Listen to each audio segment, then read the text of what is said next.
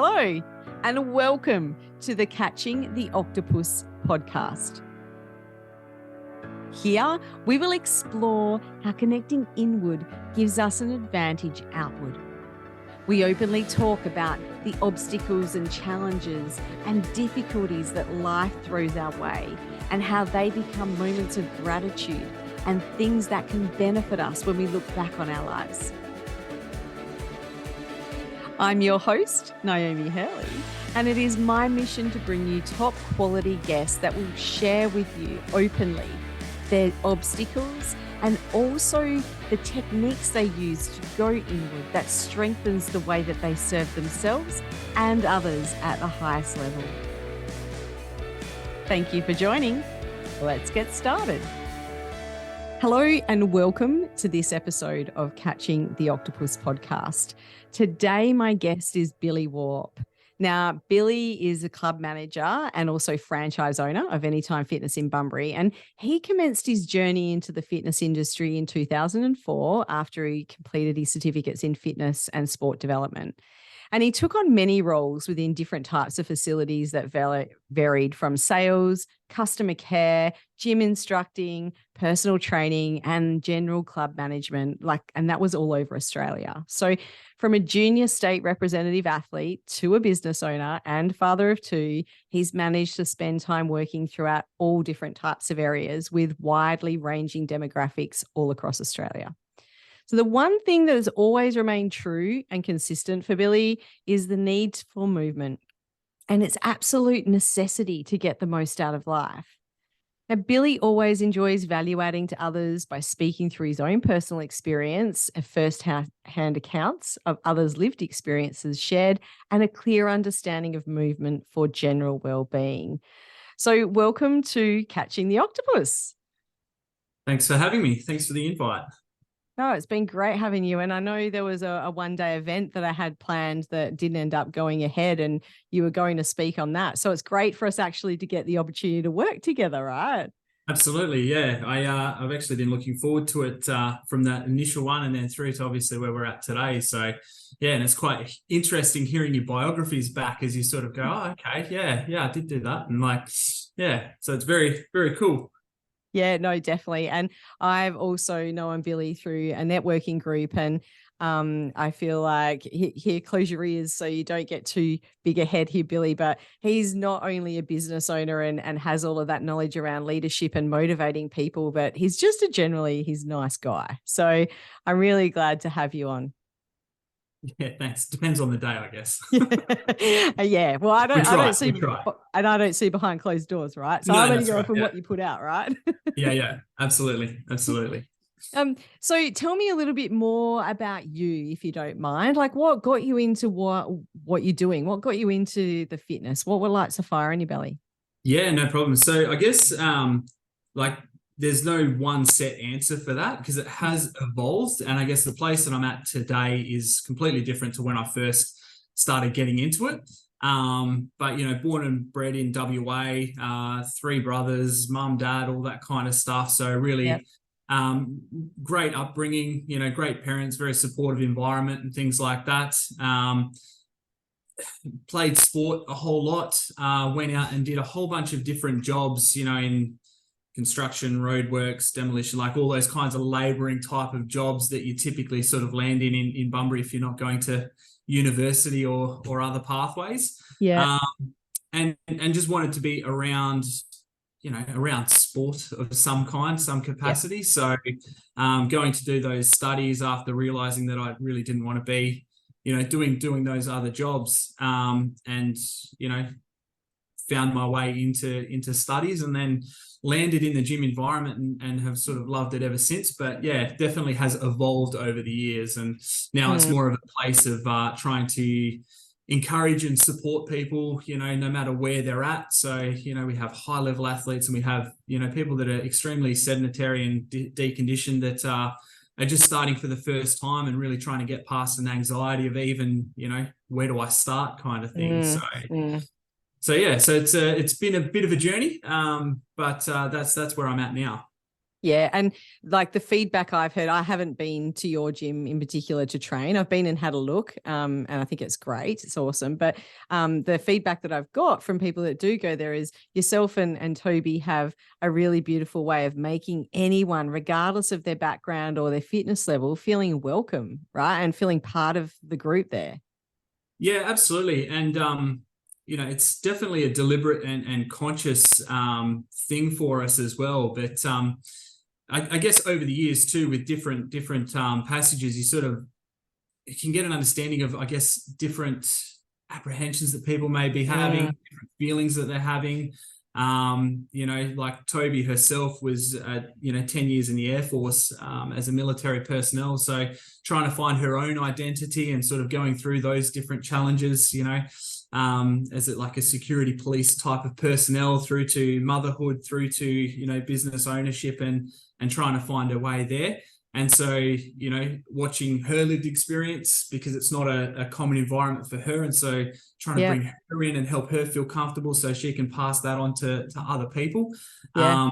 But yeah, it's, like for me, I've been very lucky to have some really solid mentors over the years as well, that have helped give different perspectives. Because, in gym environments, it's been all that sort of smoke and mirrors and high pressure sales and tactics and go and all that sort of stuff, all the way through to, high level modalities where people are slowing things right down and it's all about the movement. So I've been fortunate enough to experience all of those different things in all different kind of demographics, from, the sort of lower socioeconomic areas to the really high net worth individual areas. And, people are people at the end of the day. So it's, doesn't matter where you're at, they've all got something and they've all got some kind of hurdles to get past. So, yeah. And I think that's why I was excited about having you on as a guest, Billy, is because I've seen you interact with different people, and they're all just people to you. Like you have a beautiful way of connecting and having that curiosity about people and shelling off all of the rest of the stuff, right? And just seeing them for who they are. Oh, absolutely. Absolutely. I think, it's really important that, I guess, you are generous with your time a lot of the time. Some people don't need it either, right? So it's understanding and trying to identify, okay, does this person really need my time and attention right now? Or are they, quite happy just to give me a wave and walk on through and just have an acknowledgement that they exist. So there's different sort of levels of that. And, sometimes the headphones are in and you'll see some people just breeze past you. And, I sort of try to make a point all the time to say, hello, goodbye, all those kinds of things, or at the very least give, a head nod to know that they exist, kind of thing. And sometimes that's totally missed. But more often than not, I think over time you can see that that's slowly appreciated as well. And I love that understanding of people's needs. And I think that's the key element of leadership as well, right? When you're dealing, whether it's clients coming into the gym or whether it's people in your team, is getting to understand what their needs are. Do they need more of your attention and time, or do they need that autonomy to be able to do what they need to do? Yeah, absolutely. Absolutely. And, I guess it's like those levels of leadership, right? Like you've got that position, permission, production, like all those kinds of different things. And that's not, like I've obviously learned that from a corporate perspective, where you're sort of sitting in a room and it's like, I'm the manager, you will, do as you're told, kind of things. But it also comes backwards as well, like from a consumer perspective. Like if a customer walks through the doors and they see you as a manager, they're going to be talking to you from a level of position, like, go through, I want to speak to the manager, I've got to talk to this person and all that kind of stuff, which, gives you that automatic level of leadership. But then it's sort of what you do with that leads to, the response that you're going to get, and whether or not that's on an even playing field for everybody, or whether or not that's, you're sort of leading as a dictatorship, things like that, where you're going, this is how it is, and all that sort of stuff. So I guess understanding that there are levels to that, and sometimes it's, sometimes it's time in, and sometimes it's just, you've got to go, okay, cool, well, where are we at right now? Is this a position thing, or is this a personhood thing, or like what sort of thing am I really trying to chase and get out of this? And obviously time's the step ladder to that. But you can also do things to jump a few steps pretty quickly if you're paying attention. Yeah, yeah, most definitely. And one thing I'm always interested about with people going into business is why they did it, right? So it's so easy to stay as an employee, right? Get regular income, know what's going on, not have the stress. Like, what motivated you and Toby to go, hey, we're going to be business owners and have our own team and deal with all that stress? Yeah, I guess it goes back to that thing that I was talking about before of like trying to find your way and sort of do Yeah, those types yeah. of things. I set early on for myself because the fitness industry is largely sort of self-regulated, which really means it's sort of, on your own kind of thing. Yeah, okay. Living in, we lived in Sydney for a while, Brisbane, we've lived in Perth, and we've sort of like gone around the globe a fair bit. If we were to stay in those places, then there was a corporate pathway. We could, climb a ladder. You could go up to regional management, state management, national management. So there's a lot of pathways there. Mm. Our intention, though, the second we were sort of on that family pathway where we decided, Yep. all right, well, we're going to have kids and we're going to try and move closer to home, and we want to be around family and friends and things like that. Mm. The step ladder sort of stops at managing a facility, and then you've kind of got to look at going somewhere else. Yep. And I really wanted to do something that gave Toby an opportunity to slowly find her feet into what she wanted to do. Yeah. So we figured that, like, a business that we knew and understood Yep. was a good thing to do. I'd already been working in the facility that we ended up buying for a few years anyway. So we'd sort of built a relationship with our members and really grew to love them and enjoy, them being in our space. Yeah. And, from there, sort of just led from that. And then it's done all of the things that we'd hoped that it would do for our personal relationships, professional relationships, growth and giving purpose as well. Not just for myself, because I don't know that I would do anything else. Yeah. Okay. Interesting. But, for Toby, it's definitely opened up a few more doors for her as well, and given her a bit of sense of purpose too. So yeah, I don't know if that and I answers think your question she, or not, but did. and And she looks after your social media, right? So I love some of the posts that she's put. It's really personable and really connects with people, Yeah, she doesn't mind. I remember one in particular. She caught me off guard trying to learn how to tie a tie. I'm not the most wear suits and things like that very often. So, but those are the types of things. I mean, you've got to be authentic. You've got to be yourself. Sometimes, like I sort of seen it and went, oh, all right, here we go. but you've got to have fun with it as well, and that's part of it too. If you can't enjoy what you're doing, if you can't have fun with it, if you can't have those moments where you're sitting back and, all right, cool, she's a bit cheeky filming me doing all that sort of stuff. But at the end of the day, that helps you become a little bit more relatable. And it just means that you're more accessible then. So, if somebody is sitting back and they're going, oh, well, I feel silly using a piece of equipment, then they can go, well, Billy can't tie a tie, so I got him licked on that. I'm going to go and have a chat to him now. Yeah, exactly. So those types of things just, I guess, bring that human element to everything.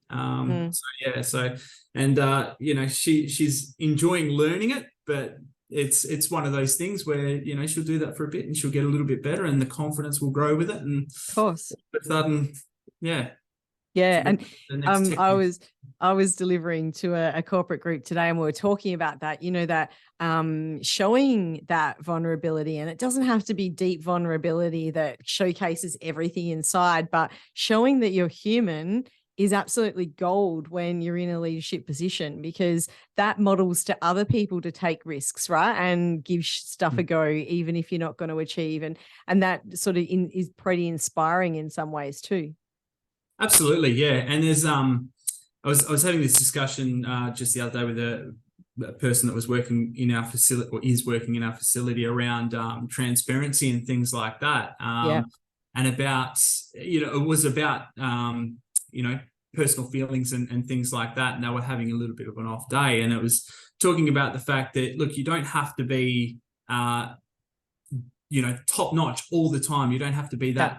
that best, the pinnacle of the environment and things like that. But transparency doesn't need to be like, full disclosure and holding out and like, crying on their shoulder and all that kind of stuff. But if their client was turning around and saying, hey, are you okay? It's like, well, look, I have, had a little bit of trouble lately, but I do apologize if that's wearing on me. However, here's the professional line with that. So, the transparency is, look, yeah, I'm dealing with some stuff, but the professional aspect is I'm going to be able to deliver what you need to deliver, and I'm going to deliver that to my best ability right now. So it's still transparency. You're still, talking to people. They're still seeing that you're human. There's empathy both ways, because then they're like, okay, cool. Well, I'm here as a client and they've still showed up, and, we're going to work through this together, and happy days. And so, all those types of things I think are really important, but you don't have to, like I say, you don't have to spill your life story and, all those kinds of things. But if you're at least human about things, then I think that's really important for sure. Yeah. And there's, when traditionally back in the day, it was always like, leave all your personal stuff at the door and then come into work. And that's not realistic, right? Because we're humans, not machines. And I think if we're not able, like I've got some stuff that I'm going through, as you know, and if I wasn't able to serve, this is our third time lucky, right? Getting together. Yeah. So it was about ringing up and going, hey, I don't think I've got it in me to serve at the level I want to. Can we reschedule? And that's okay too, right? Absolutely. Absolutely. Like there's going to be some circumstances where you may not be able to do those types of things, but this day and age, absolutely, you can sort of bypass a few things and work around a few things, or even just shift the position for somebody. So, for us, we've got people that are handling, sale inquiries. We've got people that are doing like personal training. We've got, all different types of facets of it. So the things where they don't have to be forward facing in front of people, if you're wearing that for the day, hey, look, no problems at all. How about we do some more administrative tasks today? Or how about we go and do these little bits and pieces? How about we just go for a walk for a minute and, see if we can't just get our heads back in the game a little bit. You still have to address that again, people are people, right? So if you come in and you're wearing it and you're feeling it and it's obvious, right? Like, I don't know, like people will say, oh yeah, leave it all at the door and all those kinds of things. But if you're stressed, you're going to look stressed. If you're, tired, you're going to come across as tired. It's like, how many times have you spoken to somebody in that little, like all that sort of stuff? And, exactly, but if you're feeling that way, maybe don't have that high energy meeting or, reschedule. Exactly. Do all those kinds of things. Or at the very least, just, look, I apologize, I had a really late night. The kids were up all day, whatever it might be. But you just, you definitely have to have a human element to everything that you're doing for sure. Yeah, well, I have a very persistent inner achiever in me, right? That's always screaming out and always wanting to do stuff. And so I would never let myself go into that space for a long time because I felt like I was being defeated. And it was only my own perception. But once I actually allowed myself to move into there and go, you know what, you can actually still have that story in your mind and that identity as an achiever and still be human. They go kind of hand in hand. And when I didn't do that and I would push myself, that's when I'd react instead of respond, and I'd do things I had regrets about, Yeah, absolutely. Absolutely. Like you think about, I guess, like elite level athletes and things like that. And, where a lot of fans of sports and things like that sometimes get upset is where they actually don't see emotion. Yes. Because they're so professional these days. It's like it's very rigid. We're out there, we're working. This is our job, win or lose kind of thing. And there's that, right? Like, but they have to train that, I understand, because if you have thousands of screaming people and you're trying to kick a ball or something like that, and have that be precision perfect, you definitely need to have focus. But you want to see a little bit of passion in things that people are doing, and you also want to see if somebody hasn't performed that they want to do, you want to see that they care about it a little bit at least as well. So it's really important. So you mentioned you've got a few different roles and stuff like that. So what are some of the things that you do with your team to create that cohesion and that focus for your members that you want them, that experience you want them to have? Yeah, so I mean, getting the right people on the bus, so to speak, is Yeah. definitely an important factor as well. Yeah. We've got a very diverse range of people, different cultures, different backgrounds, different age groups, different pathways on their fitness journeys and things like that as well. Mm-hmm. And like, because it's a bit of an eclectic mix, you've got different people that will resonate with different people, but all good people, Yep. if that makes Yep. sense. Like, Yep. there's no, like, you want to have rock stars in some groups for sure, because Yeah. you need the star performers and you need to have things happening that way. But you need your rock stars to also understand that, hey, you got to pick up the Gatorade bottles at the end of the, out of the locker room and things like that too. Like, you need team players, and overall, we've got team players, and that makes it very easy. Yeah. Yeah. So what would be one or two things that you look for when you recruit to try and get that, just out of interest? It's a good question. I don't think that there's any one particular thing, but Yep. like, you want people to be professional and punctual, and like all of those types of things, absolutely. But Yep. I'm looking at like simple things like how they walk in the door, for example. Yeah. Like, are they greeting everybody? Is there a smile? Is there some kind of acknowledgement? Do they walk past things, or are they stopping and doing? And you can see that, like, your first 10 10 10 kind of thing, first 10 seconds, 10 words, like all that sort of stuff. Yeah. Yeah. I really rely heavily on that as well, because I Yeah. think that can give you a firm indication of the type of person that obviously you've got in front of you. And that's not always going to be the case, but it'll at least give you a quick snapshot. If you're enjoying this podcast and you want Naomi or any of her guests featured on your podcast or as a keynote speaker at your next event, you'll find their contact details included in the show notes. If you'd like to learn more about how you can work with Naomi individually or as part of your strategy to improve leadership in your business, then review the courses, offers and services at getupandgroconsulting.com.au. And could you, for those who haven't heard of the 10 10 10, could you give us a bit more info on that? So I'm not too sure if, I think it's like a sales type thing, right? But it's Yeah. first 10 seconds, first 10 feet, first 10 words. And so, Yeah, cool. In those types of things, like, obviously it's more about a perceived judgment side of Yes. things. So yeah, so those first 10 seconds, they're analyzing, is this Yep. person approachable? How are they? For us, we walk to a door to open the door for somebody who's not a prospective member. So, are we walking upbeat? Yeah. Are we Yeah. welcoming? Are we inviting? What does our body language look like? So, what types of things are we saying when they first open the door? It's like, are we going, what do you want? Or are we sort of turning around, hey, thank you so much for coming in. How can we help? What sort of language are we using? In the first 10 feet, like I say, it's that judgment thing as well, walk through, what does that look like as well? So, yeah. So opening the door and going, hey, I was in the middle of my lunch, you interrupted me. That's frowned upon, right?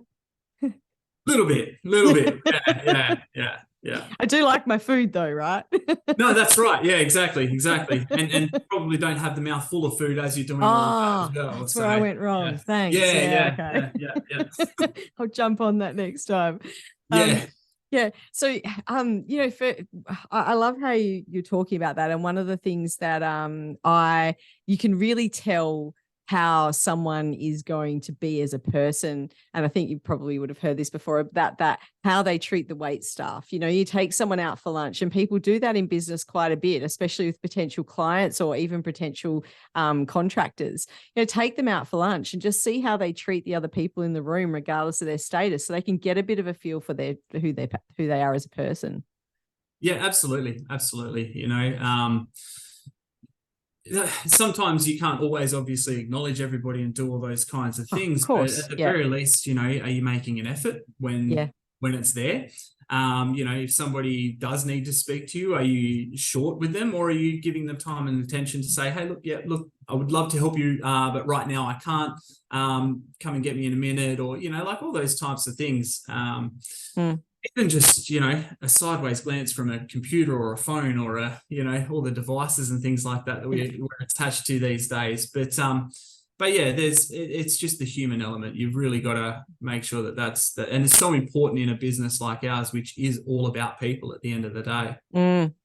Definitely. And so I'm assuming when you said looking out from your computer, that stink eye is frowned upon as well, right? Yeah. Okay. I would say so. I'm learning what not to do in this interview. This is awesome, right? Most of them are about what you should do. This one's about what you don't do. Yeah, pathways. Yeah. No. But all jokes aside, I feel like just knowing you, I mean, those are the sorts of things I've picked up from you. And I mentioned at the start, right? It doesn't matter who people are, you give them the time of day and you see them as people. And I think that's probably one of the key elements that helps make your business successful, because I'm sure that's what you display to your staff and all your members that come through. Yeah, I mean, I try. And I think that's all we can do, right? Is put our best foot forward, as often as we can. And I don't have anybody really that I just wouldn't give my time, if they needed it. And like I say, sometimes it's not always, you don't have to spend half an hour to an hour, with somebody, but you could most definitely, at the very least, just acknowledge that they exist, which I think sometimes is a really hard thing. And I remember even when we moved to Sydney for the first time, this is like 2005 or something like that. And regional areas, more often than not, you see people, right? People are they're human everywhere, and obviously they're human in Sydney as well. I'm not saying that they're not. No, really? Okay. But just the volume, right? So you go from driving into the city to driving out to a country road, and then all of a sudden, the steering wheel's like this, and then it's like this, and then it's like that sort of thing. Yeah. And so we were driving into Sydney like this kind of thing, and it was just constant. So it was like that. But we pulled up and we got to this shop, and we walked in, and the shop was empty. There was nobody in there. And I just remember the gentleman behind the counter sort of just looking and grunting. And it was after I'd said hello. Yeah, right. Oh, okay, cool. This is it sort of set the tone a little bit for me. It's like, okay, this is where we're at. But and it was like that in a few different places. It wasn't that they weren't, I'm sure that they were friendly people, but just the first instance that I got, I was like, oh wow, okay, all right, we're kind of on our own in this town. And then obviously you meet people, you create networks and all that kind of stuff, and you realize it's not like that. But just imagine somebody walking into a gym for a first time, if that was a response they got, it's like, okay, well, I'm on my own now. They're not going to a gym because they know what to do, how to do it, where to go. They're in a supportive environment, like all those kinds of things. They go to a gym for, is there people there that can help me? Are there people here who can support me? Are there people there that are going to be approachable, that, if I actually do need something, that are going to give me that time? And so, that's that was just one example of where I was like, okay, this actually is important. Yes. Yeah. And your gym's global too, right? So you have the potential to have people from all over the world coming in, right? So it needs to be inviting and welcoming, doesn't it? Absolutely. Yeah. We've had members visit from, Singapore, Malaysia, the US, UK, all around the globe. And so, sometimes you've got language barriers. So it's more, all right, cool. We're not going to have a proper verbal communication here. Yeah. How can I take the time to try and understand what this person who's already, they're already in a foreign country, they don't speak the language, they're not too sure about what to do. Yeah. How do we communicate with that? And so then it's like all about body language and, types of things and slowing things down. And now you can slow it right down to the point where they can bring out their Google Translator and sort of actually show you things. And so, understanding that communication isn't just what you say, It's how you say it, it's what you do with it, it's your tonality, it's your body language, it's, all of these types of things, which, the soft skills, I guess, of being a leader that I think are slowly starting to get lost, but then they're slowly starting to be reintroduced because it's the ebbs and flows of transition, right? And now we've got technology in place, and if you can send an email and you don't have to talk to somebody, or somebody rings you up and you screen that call to go, oh, I don't know if I want to take this one or not, and I'll just send a text message instead. All of a sudden you lose those soft skills that take a long time to build up, because it's all about being around people. And so if you don't have that, then when you're around people, you're not going to know how to act, regardless of the fact, you might have been really good at doing it 10 years ago, but it's different again now. Yeah. And, in a session that I delivered today, it was about repetition, right? Repetition is the mother of all skill. And the more you do something, the more it becomes part of who you are. And that is, that's probably very fitting for a gym, but it's also very fitting from that leadership perspective, isn't it? To not lose those skills. Oh, absolutely. It doesn't matter what you're doing. Like the basics are the basics, and the echelon of all things that you ever see, the one identifier and the clear identifier for me is that they're just so good at doing the basic things. Yes. They just know so well that it's unreasonable to expect that they're not going to be good at it. They've put the time in, they've done the reps, so to speak. Yeah. So badminton was my sport, and I remember, as a junior, like you'd be playing 100 net shots in a row until you got 100 net shots over the net. And so then when you're playing a game, it's unreasonable to expect that you're not going to get that net shot, that net shot tumbling over.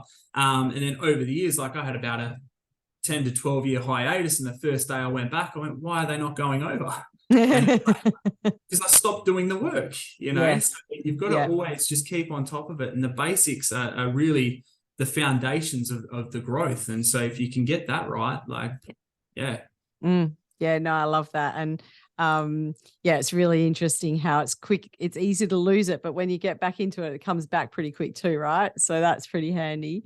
Yeah, exactly. Yeah. And knowing what to do really helps, right? Like if you've done enough of the repetitions to start with, if you're, you spend enough time in getting those basics down, then even with some time away, it's not going to take you too much to course correct and get back onto it, but you always go back to the basics.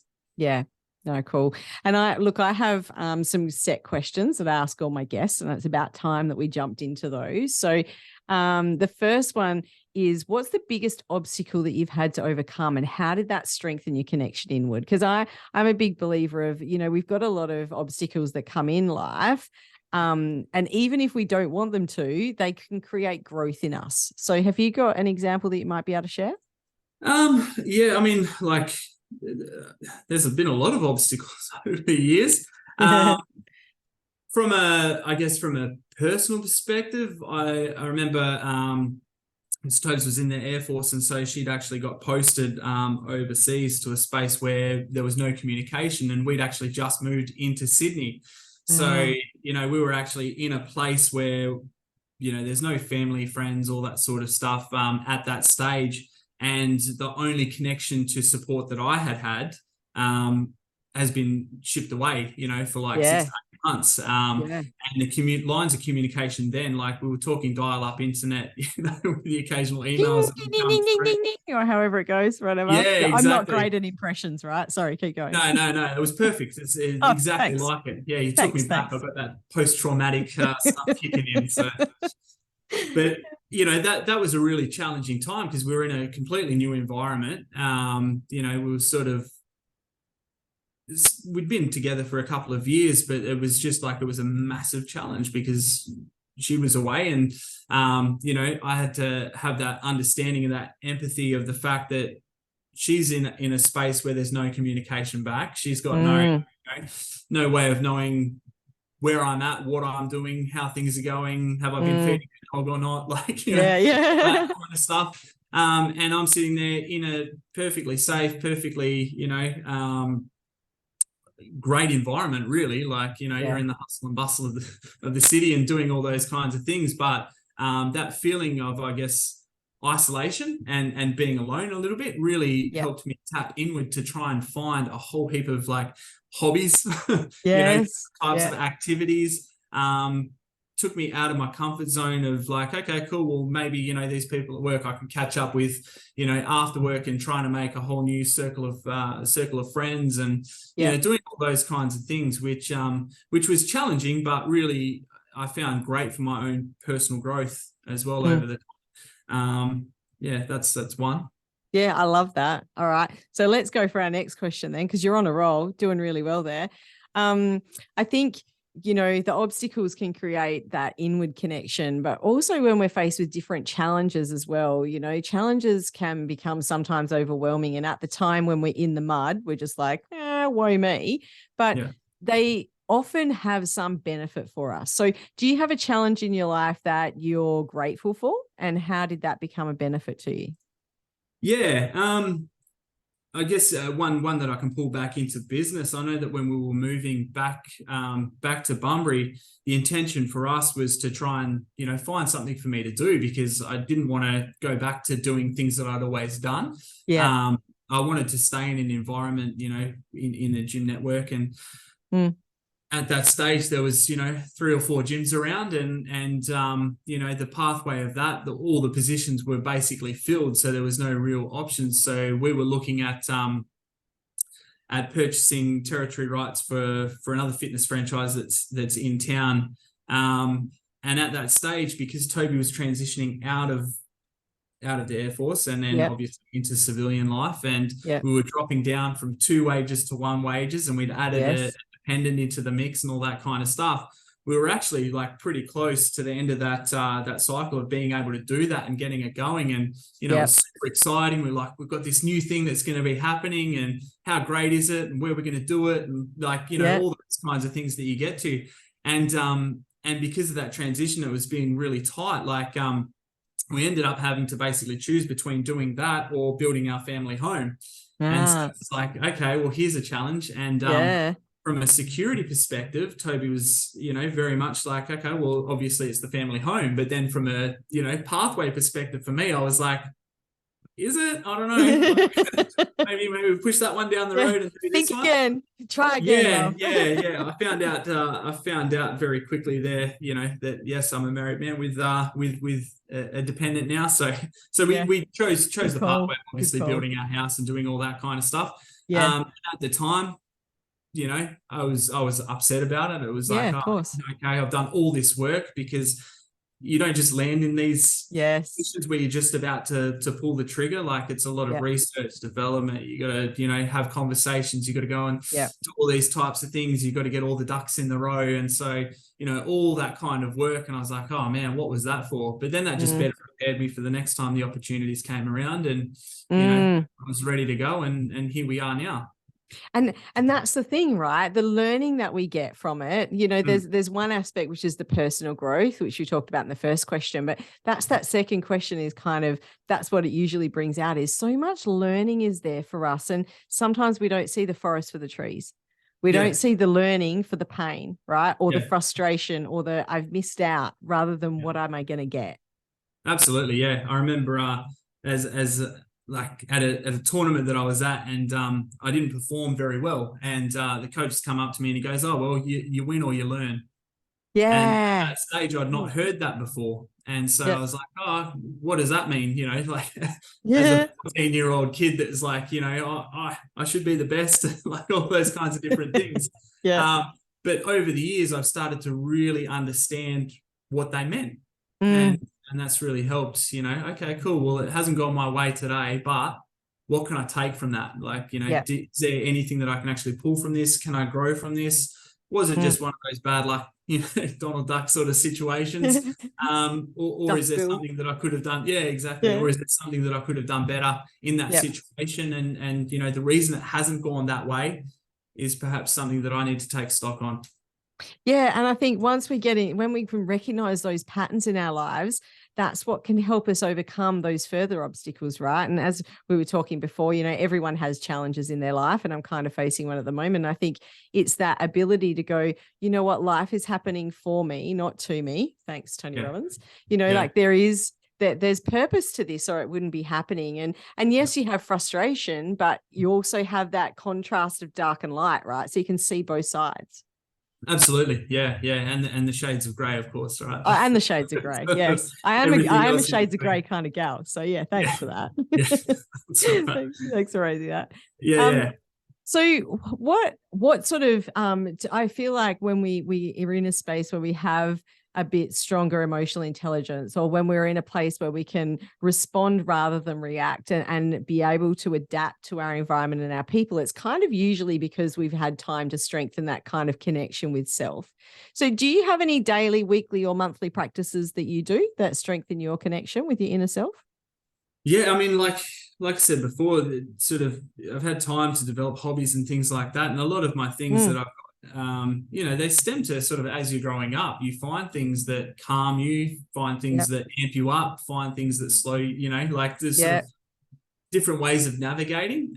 So exercise is always something, and it doesn't matter. Like if I find myself getting a little bit short, yes. And I'm a very patient person more often than not, but I definitely have my moments like everyone. But if I can recognize that being an unreasonable level of, okay, all right, maybe there's something going on. It's like, all right, well, is it my sleep? And more often than not, it comes down to, no, I've just got some, I've just got to go and expend some energy. I've just got to go and the head. I've just got to go and, figure it out that way. And, it's the headphones in, it's either throwing some weights around or jumping on a bike or just going down and, having a game of baddie or something like that to keep things going. But sometimes it's a creative thing too. Like if I find I've got a mental block, I'm not very good at this. So don't take it as like, oh, wow, okay, muso, right? Like I have a guitar at home that I sort of strum away with. And funnily enough, it was a guitar that Toby bought me before she was deployed. So nice. It was an early birthday present for me. So she actually had the foresight to go, it's probably going to be home, bored, blah, blah, blah. What sort of things can I do? So, it's one of those gifts that I really appreciate, because prior to that, I'd done the 1 or 2 guitar lessons, and ding, ding, ding, like all that sort of stuff. Yeah. But in that, 6 to 8 months, I'd really managed to pick it up where I could do some campfire guitar, play all those kinds of things. And then now it's in a place where I can sit back and write and create and sort of do things, and, whether it's good or not is irrelevant, but it is a space that I guess just allows me to have another outlet as well. Yeah. Because I just think everybody needs something creative. They need something active. They need something to sort of wind down and, like you talk about mindfulness, right? Like have a space to switch the brain off for a little bit as well. And so I find that all of those things help me do that. And then obviously, reading and all those types of different things. And Yeah. So question for you. When you were learning the guitar, did you learn the picking riff to the start of Nothing Else Matters? Yeah. I don't know anybody that picks up a guitar that doesn't do that. Oh, that's stock. So when I dabble on the guitar as well, and that was my favorite trick to pull out, ding, ding, ding, ding, and off I'd go. Oh, you got that far? Okay. I go ding, ding, ding, ding, ding, ding, ding, ding. I got that far. The first 3 strings, and that was it. That's enough. What's your favorite tune to bash out on the guitar around the fire? Ooh, around the fire, I don't really know. Like I like Turn the Page. I think that's a really cool song, because it's pretty simple in its nature, but it's just got a lot of depth. Like it's a cool storytelling type of song with a lot of different layers, but you can really peel it back to having just the guitar and the voice and. We were talking about tonalities and all those kinds of things. You can you can pick it up, you can bring it down, and so so I think that's a cool song. I like playing. Yeah, that's cool. One of my favorites, I would have to say, is my first song I learned on the guitar was really basic. It was Tom Dooley. I don't know if you've heard that, but anyway. But I love House of the Rising Sun. Yeah, look it up. Oh, okay. Yes. Yeah, House of the Rising Sun. Yeah, that was one of my faves to bust out. That was a really good one, and most people know it as well, right? And Knocking on Heaven's Door, that one was super easy. So if I'd actually had a few drinks, that was probably my go-to, because there's like 3 chords, can't stuff it up. Although I think I did manage to do that from time to time, but that's okay. We won't talk about that, right? Yeah. What do they say? You took the song and you made it your own. I did. Yeah, it was my rendition. Yeah. That's it. Exactly. No one can take that away from you. Thank you. Well, it's been great chatting with you today, Billy. Can you tell us if someone does want to know? So it's Anytime Fitness in Bunbury. Just do a quick plug before we finish off. A quick plug about your gym and where they can and how they can reach out to you and get in contact with you. Yeah, no problem. So we're Anytime Fitness in Bunbury, locally owned and operated franchise. If people want to get in touch with me, they can get in touch with me via LinkedIn. Just got see my name on that one there, or just Bunbury at anytimefitness.com.au, and I'll be happy to have a chat. Yeah. And, if you're even if you're not looking to sign up with a gym and you just want a soundboard, Billy's your man. So feel free to give him a chat and reach out. But thank you. I had some fun today. Thanks for jumping on. I think we've got a few good gold nuggets in there to share with people, hopefully. And I appreciate your time, Billy. Thanks so much. Thank you. Thanks for having me. Thanks for joining in and listening to this episode of Catching the Octopus podcast. It's been great having you here. And if you'd like to go and like and subscribe and maybe even leave a 5-star rating if you think it's worth it, I'd really appreciate it. I look forward to seeing you in our next episode.